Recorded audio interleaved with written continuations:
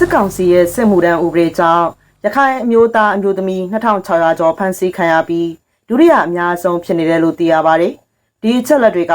Spring Revolution Database SRD ရဲ့မနေ့ကဖေဖော်ဝါရီလ22ရက်ထုတ်စီရင်ခန်းစာအရထုတ်ပြန်လိုက်တာပါ။2024ခုနှစ်ဖေဖော်ဝါရီလ10ရက်မှာအာဏာသိမ်းစစ်ကောင်စီက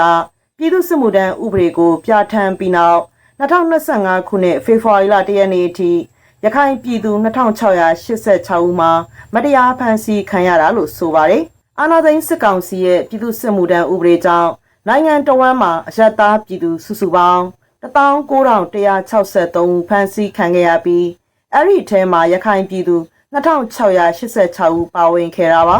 ။ပြည်သူ့စစ်မှုထမ်းဥပဒေကြောင့်စကိုင်းတိုင်းက4146ဦးနဲ့အများဆုံးဖြစ်ပြီးဒုတိယအများဆုံးကတော့ရခိုင်ပြည်နယ်တတိယလူပေါင်း2588ဦးနဲ့မန္တလေးတိုင်းကဖြစ်ပါတယ်။အထူးကတော့ကြောက်ဖြူစစ်တွေနဲ့ရန်ကုန်မြို့မှာအများဆုံးအဖမ်းခံရတာများပါတယ်။ကြောက်ဖြူနဲ့စစ်တွေမှာဆိုရင်ရခိုင်လူငယ်တွေနဲ့မွတ်စလင်လူငယ်တွေအထူးအဖမ်းခံရပါတယ်။တန်တွေးတောင်ကောဂွဘက်တွေကလည်းရန်ကုန်ဘက်ကိုတွန်းလိုင်းကနေတက်လာတဲ့အခါမှာပွေးစားတွေရဲ့ရှုံးမမှုတွေကြောင့်အဖမ်းခံတာရှိပါတယ်။ရန်ကုန်မှာဆိုရင်ရခိုင်ပြည်ကိုပြန်ကြတဲ့လူငယ်တွေအများဆုံးအဖမ်းခံရပါတယ်။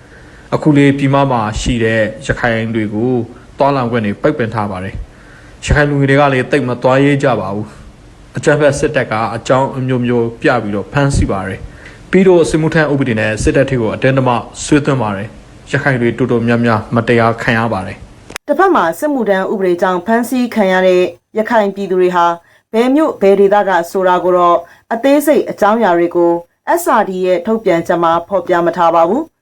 တနိုင်ငံလုံးအတိုင်းအတာနဲ့ဖမ်းဆီးခံရတဲ့နေရာတွေကတော့ IDP camp က223ဦးကျေးရွာတွေက9542ဦးမြို့ပြမှာဆိုရင်6923ဦးလမ်းခီးမှာဆိုရင်2118ဦးလေရင်ငွေးမှာ62ဦးအဝေးပြေးကားကိန်းမှာ64ဦးလို့သိရပါတယ်။